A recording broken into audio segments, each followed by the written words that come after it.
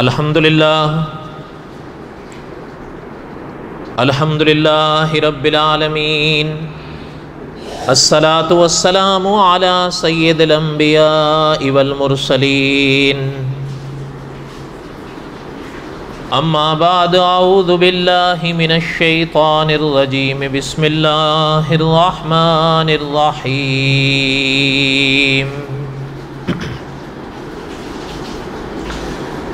نحن نقص علیک احسن القصص بما اوحینا الیک ھذا القرآن وَإِن كُنْتَ مِن قَبْلِهِ لَمِنَ الْغَافِلِينَ۔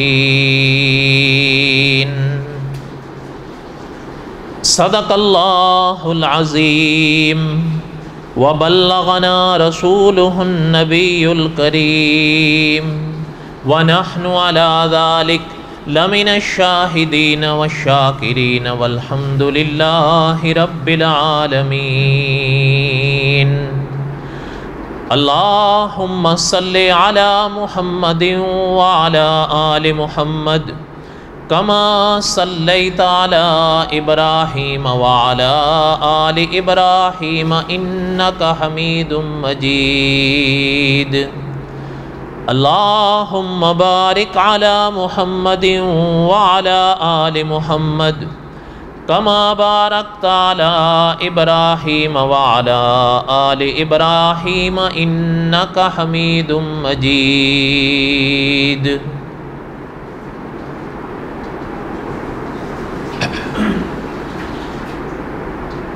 قصص الانبیاء علیہم السلام کے اسباق میں دہرا رہا تھا،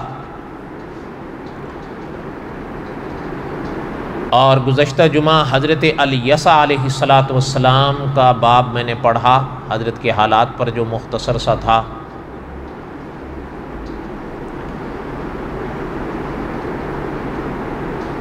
حضرت الیسع علیہ السلام کے واقعات کے بعد مولانا عبد الرحمن صاحب مظاہری رحمۃ اللہ علیہ نے باب باندھا ہے حضرت شمویل علیہ السلام کا۔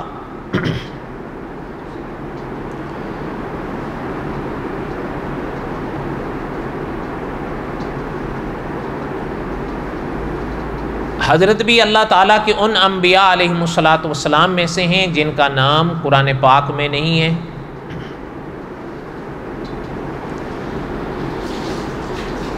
البتہ کلام پاک میں یوں فرمایا گیا کہ اذ قالوا لنبی، یہاں جو نبی کا لفظ ہے عام طور پر علماء مفسرین نے ان سے حضرت شمویل علیہ السلام مراد لیے ہیں۔ کچھ حضرات نے غالباً حضرت یوشع علیہ السلام بھی مراد لیے ہیں، لیکن علماء محققین نے لکھا ہے کہ یہ بات صحیح نہیں لگتی۔ اس کی وجہ یہ ہے کہ انہوں نے لکھا ہے حضرت یوشع علیہ السلام تو حضرت موسیٰ علیہ السلام کے زمانے کے تھے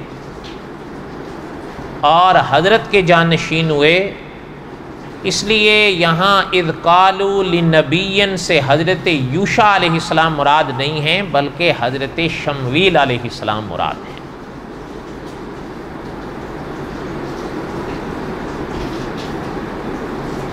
البتہ علماء نے ایک بات لکھی ہے کہ حضرت بھی بنی اسرائیلی انبیاء علیہ السلام میں سے تھے،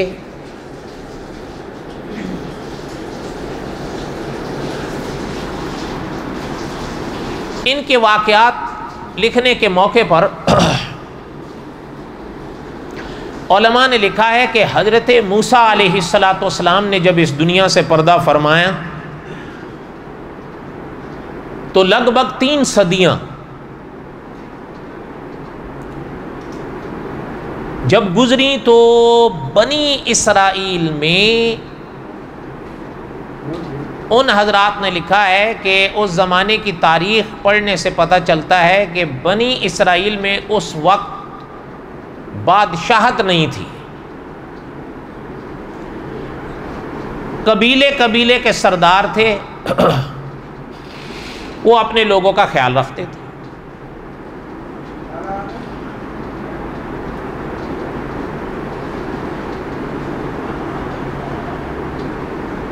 پھر ان میں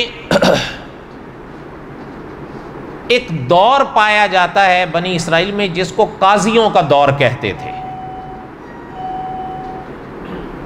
وہ حضرات یہ لکھتے ہیں کہ قاضی جو ہوتے تھے وہ ان لوگوں کے معاملات دیکھتے تھے، ان میں فیصلے کرتے تھے، اور اس وقت کے اللہ کے نبی ان کی نگرانی کرتے تھے، اور دعوت یا تبلیغ کا بھی جو کام تھا وہ بھی کرتے تھے.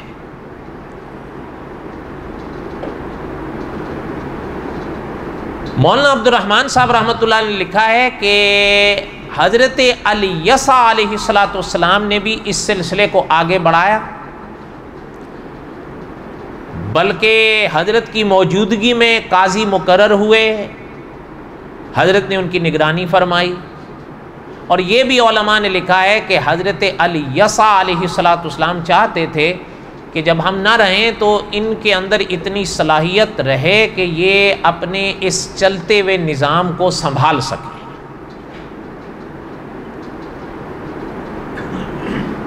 پھر علماء نے لکھا ہے جب حضرت علیہ علیہ السلام اس دنیا سے پردہ فرما گئے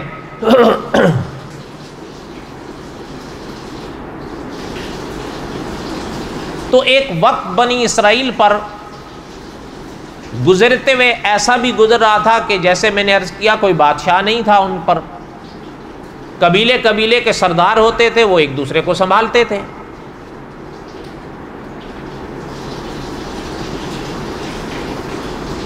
تو علماء نے لکھا ہے کہ اس زمانے میں مصر اور غالباً فلسطین کے درمیان میں ایک قوم آباد تھی جسے قوم عمالقہ کہتے تھے. اور یہ بھی ان حضرات نے بعض نے لکھا ہے کہ اپنے لحاظ سے یا اپنے وقت پہ ایک بڑی قوم تھی. ان میں ایک بادشاہ گزرا ہے، اس کا ذکر ملتا ہے جالوت.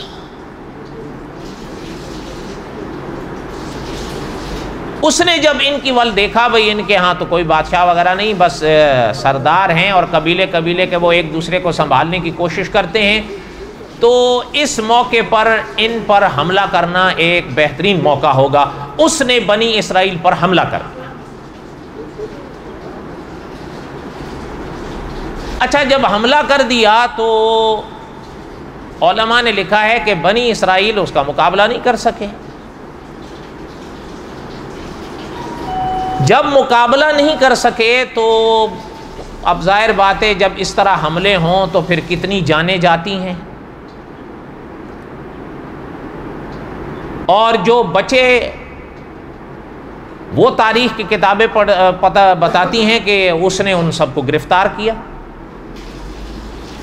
اور بعض کتابوں میں بعض تاریخ کے حوالے سے یہاں تک بھی علماء نے لکھا ہے کہ 30,000 تو بنی اسرائیل کی خواتین کو اس نے کنیزیں بنایا.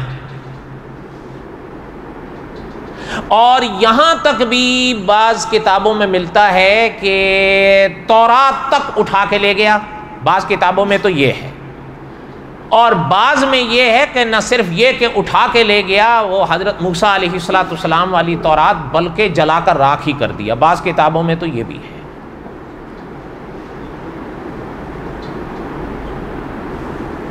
سابقہ ایک درس میں نے عرض کیا تھا، غالباً حضرت یوشع علیہ السلام کے بیان کے موقع پر، کہ بنی اسرائیل میں ایک تابوت رہا کرتا تھا جسے تابوت سکینہ کہا جاتا تھا، جس کا ذکر کلام پاک میں بھی ہے.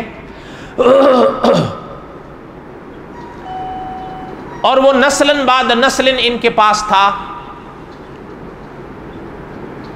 اور میں نے عرض کیا تھا، شاید آپ کو یاد ہو، کہ علماء نے لکھا ہے کہ اس کے اندر وہ تورات جو حضرت موسیٰ کو ملی تھی وہ تھی.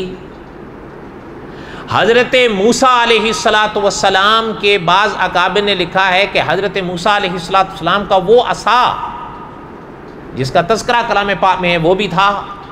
بعض علماء نے لکھا ہے کہ حضرت ہارون علیہ السلام کا پیرہن بھی تھا. مانا کچھ حضرات نے کچھ اور چیزیں بھی لکھی ہیں. کہنے کا مقصد یہ تھا کہ تبرکات تھے ان میں. اس پر میں نے کئی باتیں اس وقت پڑھی تھیں. اور کچھ اللہ تعالیٰ نے زندگی دی تو آگے پڑھیں گے جب موقع آئے گا تابوت سکینہ کے حوالے سے. ان علماء نے لکھا ہے کہ وہ پورے کا پورا ہی اٹھا کے لے گئے وہ.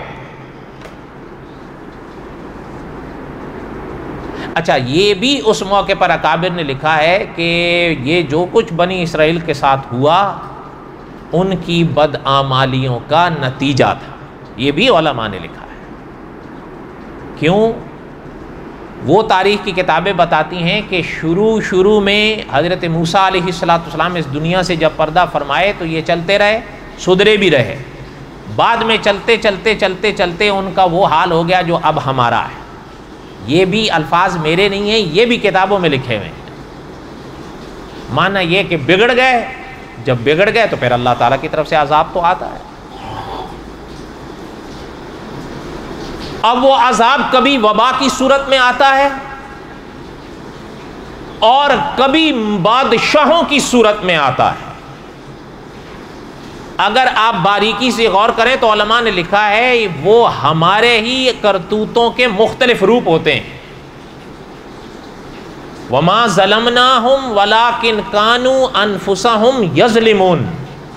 اللہ تعالیٰ ظالم نہیں ہے، یہ جو کچھ ہوتا ہے ہم خود اپنے ساتھ کرتے ہیں. علماء نے اس باب میں بڑی بڑی باتیں لکھی ہیں، ان کی بھی مثالیں اور ہماری بھی مثالیں، لیکن خیر بہرحال اب ساری باتیں تو نہیں پڑھی جاتی. آگے چلیں. جب وہ لے گئے اینٹ سے اینٹ بجا گیا، وہ کتنے لوگوں کو گرفتار کر کے لے گیا. ابھی میں نے عرض کیا کہ بعض اکابر نے بعض تاریخ کے حوالے سے لکھا ہے کہ 30,000 تو کنیزیں بنا کے لے گیا. یہ رہ گئے. اچھا اس وقت کے علماء نے لکھا ہے اس وقت کے لحاظ سے کہ ان میں اس وقت کوئی نبی نہیں تھے. یہ حضرت الیسع علیہ السلام کے بعد کی بات ہے. اور یہ بھی اکابر نے لکھا ہے کہ حضرت داؤد علیہ السلام سے پہلے کی بات. لیکن یہ ہے کہ انشاءاللہ اب ہم حضرت داؤد علیہ السلام کے واقعات کے بالکل قریب پہنچ رہے ہیں انشاءاللہ.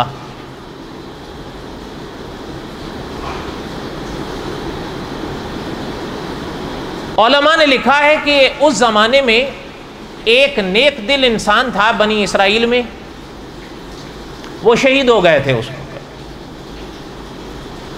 البتہ جب وہ شہید ہوئے کوئی زیادہ تذکرہ ان کا نہیں ملتا، بڑا مختصر سا ملتا ہے کہ جب وہ شہید ہوئے تو اس وقت ان کی جو اہلیہ تھی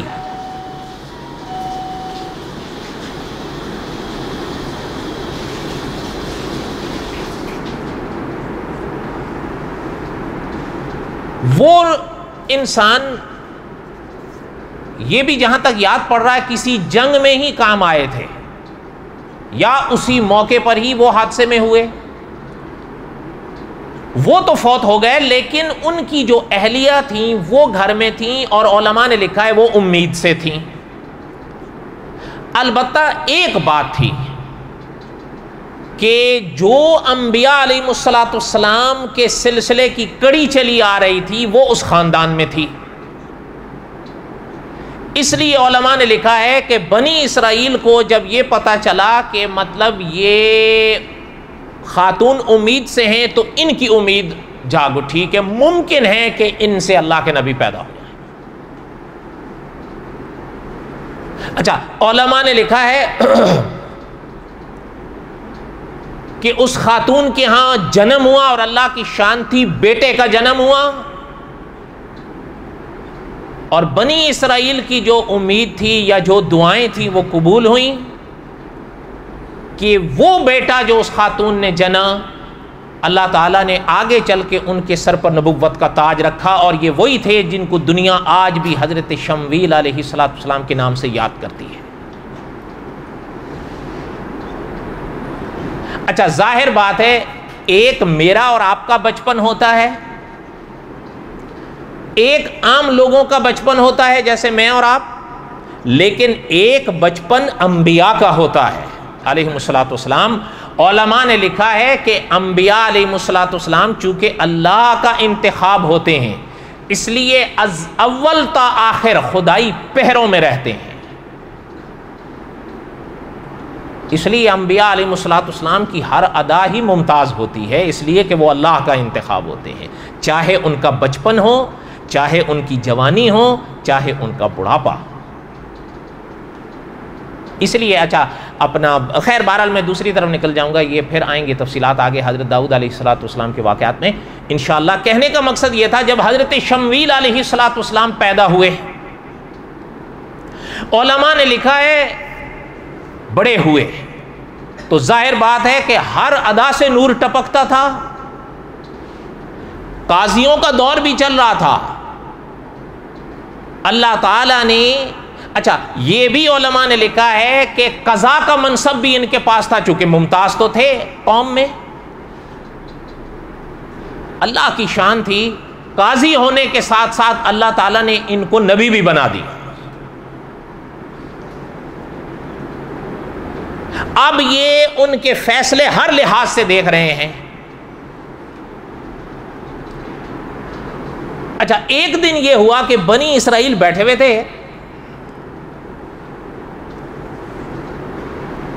آپس میں کوئی بات طے کر کے حضرت شمویل علیہ السلام کے پاس آ گئے.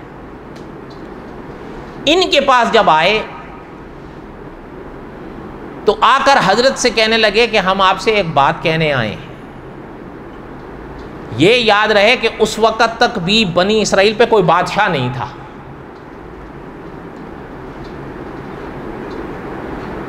حضرت شمویل علیہ الصلوۃ والسلام فرمانے لگے کہیں کیا بات ہے.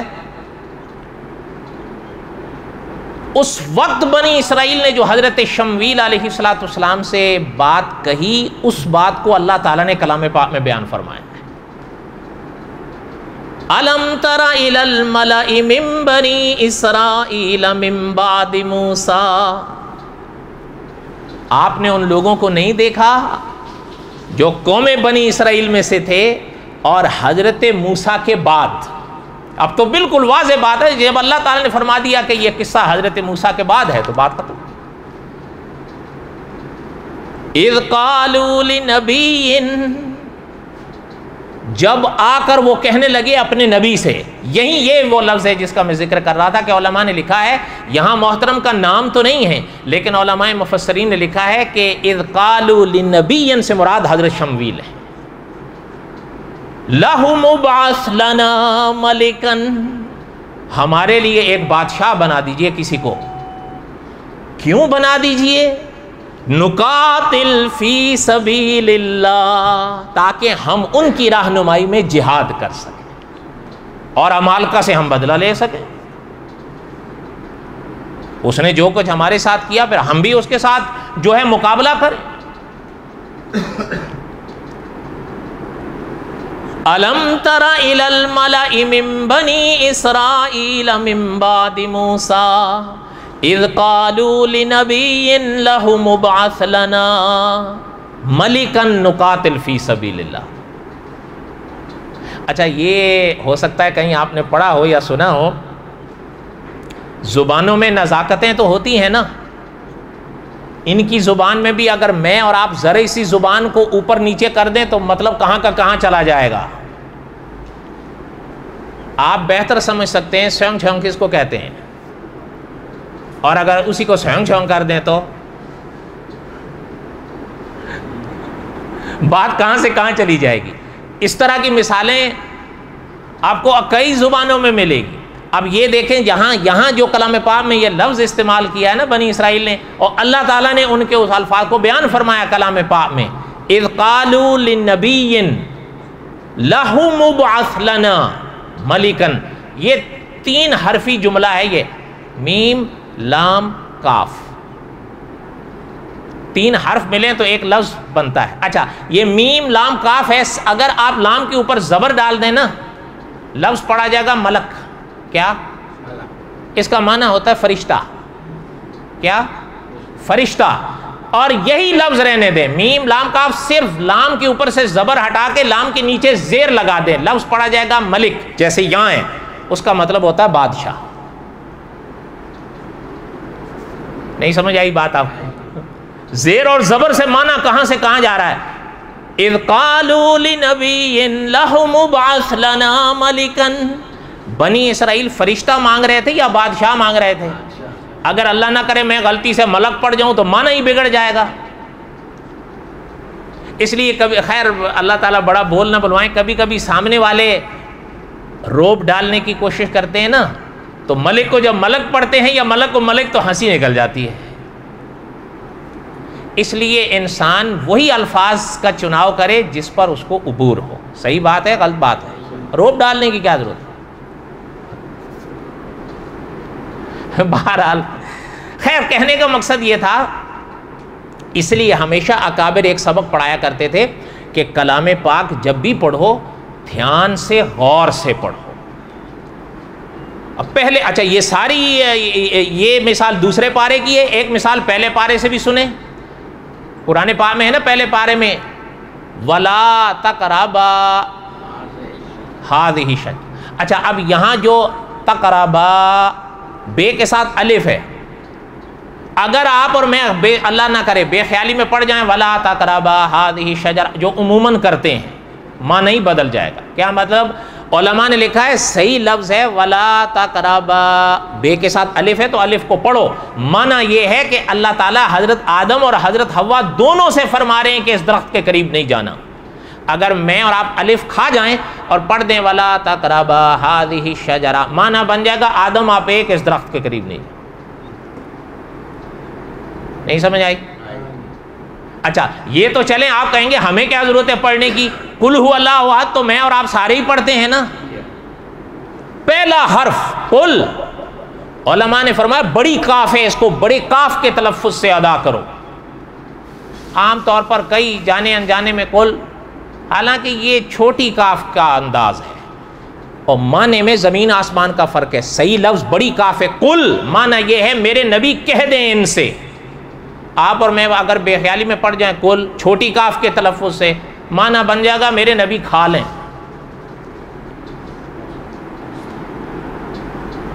یہ لفظ تو آپ کو یاد ہی ہوگا نا، کلو، ہاں یہ تو یاد ہی ہے، تو چھوٹی کاف ہے نا. تو بہرحال کہنے کا مقصد یہ تھا، ہمارے مولانا رومی ہوتے آگرہ میں محترم فرمایا کرتے تھے کہ کلام پاک صحیح پڑھنا انسان کو آ جائے بغیر استاد کے، یہ عادتاً ممکن نہیں ہے. خیر بہرحال میں دوسری طرف نکل جاؤں گا. کہنے کا یہاں تک بات آئی، سمجھ آئی حضرت شمویل علیہ السلام کے واقعات کی. اب آگے سن. حضرت شمویل علیہ السلام کے پاس آ کر انہوں نے جو بات کہی، جو التجا کی بنی اسرائیل نے، وہ تو سمجھ میں آئی ہے. اب حضرت شمویل علیہ السلام کے واقعے کو آگے پڑھنے سے پہلے میں اس گزشتہ جمعے میں جو واقعہ چھوڑا تھا اس کو پورا کرتا جاؤں ورنہ وہ رہ جائے گا. گزشتہ جمعہ میں عرض یہ کر رہا تھا حضرت الیسع علیہ السلام کے واقعات کے ضمن میں کہ دین پور شریف میں ایک خانقاہ تھی، حضرت غلام محمد دین پوری رحمۃ اللہ علیہ. حضرت کے ہاں لوگ جایا کرتے تھے اپنی اصلاح کے لیے. حضرت شمویل علیہ السلام کے واقعات آگے آئیں گے انشاءاللہ اللہ کو منظور ہوا، لیکن آج تو موقع نہیں ہوگا. لیکن وہ جو ادھورا قصہ پچھلے جمعے کا چھوڑا ہے وہ سن لیں ورنہ وہ بھی رہ جائے. حضرت کے ہاں لوگ اصلاح کے لیے آیا کرتے تھے اور یہ سلسلے یہ رواج رہا مسلمانوں میں کہ کسی اللہ والے کے ہاتھ میں ہاتھ دے کر اپنی اصلاح کرواتے تھے.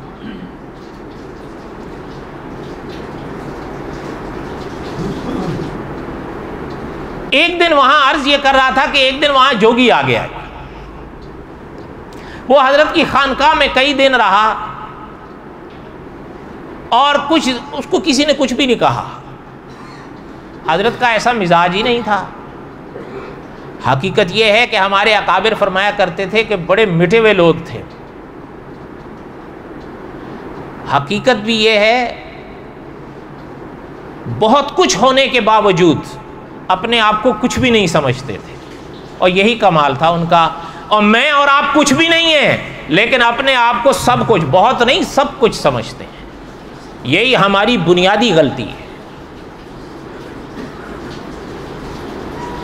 تو خیر بہرحال حضرت کے ہاں وہ رہا. جب وہ چلنے لگے تو آ کر جوگی صاحب کی بات کروں، حضرت سے ملاقات کی اور حضرت سے جانے کی اجازت چاہی کہ آپ کی خانقاہ میں کچھ دن رہا، آپ میں سے کسی صاحب نے مجھے کچھ نہیں کہا، آپ کا شکریہ ادا کرنے آیا ہوں اور آپ سے اجازت لینے آیا. حضرت دین پوری رحمۃ اللہ علیہ نے ان صاحب سے فرمایا کہ بھائی آپ کیوں آئے تھے اور کیوں جا رہے ہیں؟ تو ان صاحب نے عرض کیا کہ حضرت بات یہ ہے، میرے پہناوے سے تو آپ سمجھ ہی گئے ہوں گے کہ میں جوگی ہوں، میں تو دین اسلام کو نہیں مانتا. حضرت نے فرمایا وہ تو خیر ہم سمجھ گئے ہیں، لیکن آپ کہاں سے آئے یا کیوں آئے، کہاں جا رہے ہیں، کیوں جا رہے ہیں؟ انہوں نے کہا دیکھیں میں خانقاہ یا اس طرح چلتا رہتا ہوں، سفر کرتا رہتا ہوں. میں نے کوشش کی ہے اپنی لو ایشور سے لگانے کے لیے، اور میں نے گزشتہ جمعہ عرض کیا تھا علماء ہند فرمایا کرتے ہیں جس پاک ذات کو آپ اور ہم اللہ کہتے ہیں اسی پاک ذات کو وہ سنسکرت میں ایشور کہتے ہیں. سمجھ آئی؟ اچھا وہ کہنے لگے کہ میں اس سلسلے میں چلتا رہتا ہوں اور جہاں مجھے کوئی ایسے شخص کی تلاش رہتی ہے یا پتہ چلتا ہے کہ وہاں کوئی اللہ والا رہتا ہے تو اللہ تو ایک ہی ہے، اگر میرے ساتھ کہہ دیں اللہ ایک ہی ہے، تو اس لیے میں ان کے پاس آ جاتا ہوں. میں چاہتا ہوں کہ میرے اندر جو مزید کمی ہے وہ ختم ہو جائے اور نکھار آئے. تو حضرت نے فرمایا، پوچھا کہ وہ تلاش پوری ہوئی کہ نہیں؟ فرمایا کیوں؟ کہنے لگے حضرت بات یہ ہے، شاید آپ مانیں یا نہ مانیں، میں نے جو کوشش کی ہے نا تو اس کوشش کے وردان میں، اس کوشش کے صدقے میں مجھے ایک وردان ملا ہے. اس کا اثر یہ ہوتا ہے کہ جب میں کسی سامنے والے شخص کے دل میں جھانکنا چاہوں کہ اس کا دل صاف ہے یا میلا ہے، میں اس کے سینے کی طرف دیکھتا ہوں، مجھے اس کا دل نظر آ جاتا ہے کہ صاف ہے یا میلا ہے. اچھا ایک بات اپنے ذہن میں آپ تازی کرو تو بات سمجھنی آسان ہو جائے گی. ایک لفظ ہے نا گناہ، یہ یاد رکھنا اس گناہ کا تعلق دل سے ہوتا ہے. آپ نے یہ حدیث پاک سنی ہوگی یا علماء سے پڑھی ہوگی، اللہ نہ کرے جب کوئی شخص گناہ کرتا ہے تو داغ کہاں لگتا ہے؟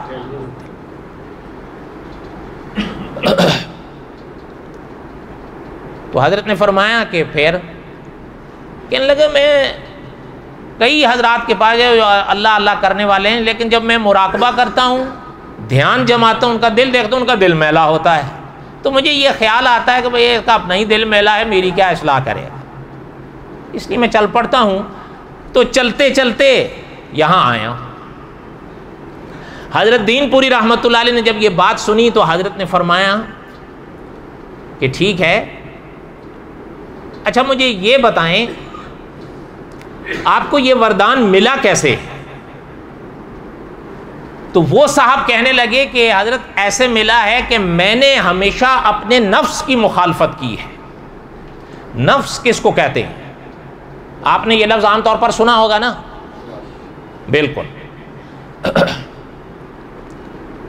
میں نے ہمیشہ نفس کی مخالفت کی ہے. معنی کیا؟ ان کے جملے کا معنی یہ تھا، اکابر نے لکھا ہے، اس کا معنی یہ تھا کہ اگر میرے نفس نے چاہا کہ میں نے آج گوشت کھانا ہے، میں نے کہا آج دال بھی نہیں کھاؤں گا. اگر میرے نفس نے کہا کہ روٹی کھانی ہے، میں نے کہا پانی بھی نہیں پیوں گا. اس طرح میرے نفس کی مخالفت کی تو مجھے ایشور کی طرف سے یہ وردان ملا ہے جو میں نے آپ کے سامنے ذکر کیا.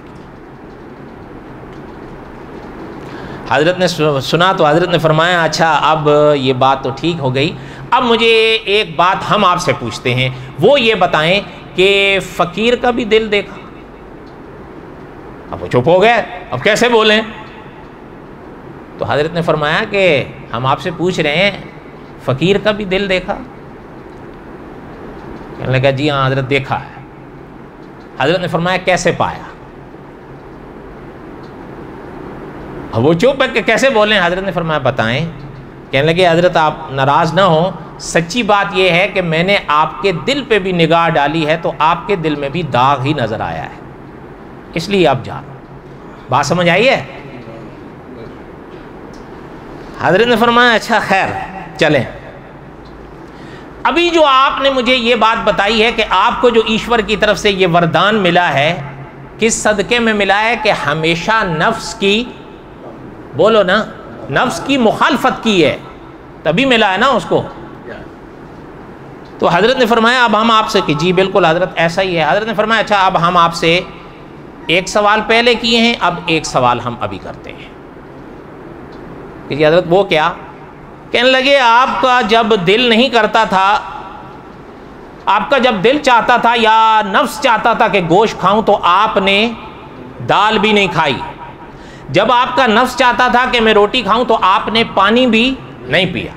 اب ہم آپ سے یہ سوال کرنا چاہتے ہیں کہ آپ نے آتے وقت مجھے بتایا تھا کہ آپ اسلام کو نہیں مانتے، اب میں آپ سے پوچھنا چاہتا ہوں کہ اسلام کے بارے میں آپ کا کیا خیال ہے؟ اسلام کو قبول کرنا چاہتا ہے آپ کا نفس یا نہیں؟ نہیں بات سمجھ آئی آپ لوگ؟ اب وہ چپ۔ حضرت نے فرمایا بتائیں اسلام کے بارے میں آپ کا نفس کیا کہتا ہے، قبول کروں یا نہ کروں؟ کہنے لگا حضرت میرا نفس تو کبھی نہیں چاہ رہا کہ میں اسلام کو قبول کروں۔ حضرت نے فرمایا اب یہاں بھی نفس کی مخالفت کا۔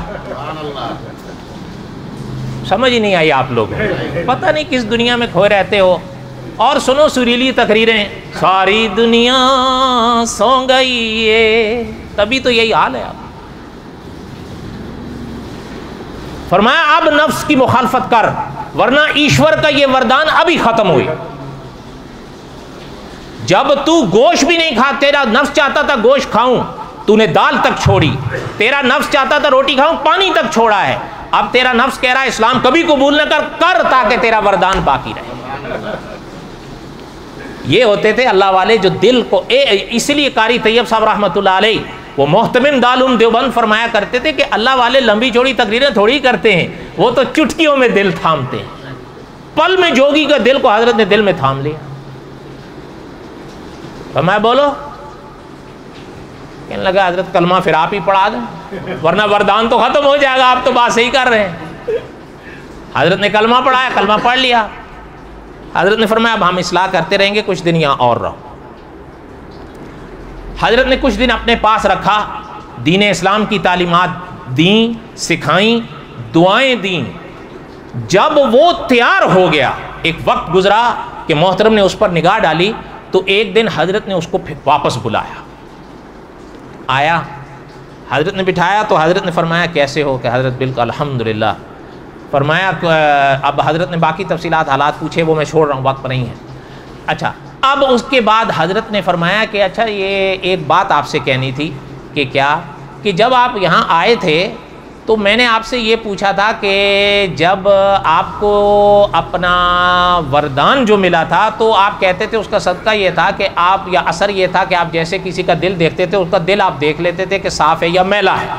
تو اللہ والوں کے مختلف خانقاہوں میں آپ گئے تو اللہ والوں کے دل ہمیشہ آپ نے میلے پائے، تو اس لیے آپ چلتے چلتے یہاں آ گئے تھے اور فقیر کا دل بھی میلا پایا۔ اب یہاں چند دن آپ کے گزر گئے ہیں، الحمدللہ اسلام کی تعلیمات بھی آپ نے پڑھی ہیں، سیکھی ہیں، اور ہم دیکھ رہے ہیں کہ آپ میں نکھار آیا ہے۔ اب ہم آپ کو دعوت دیتے ہیں کہ ہمارا دل پھر دیکھو۔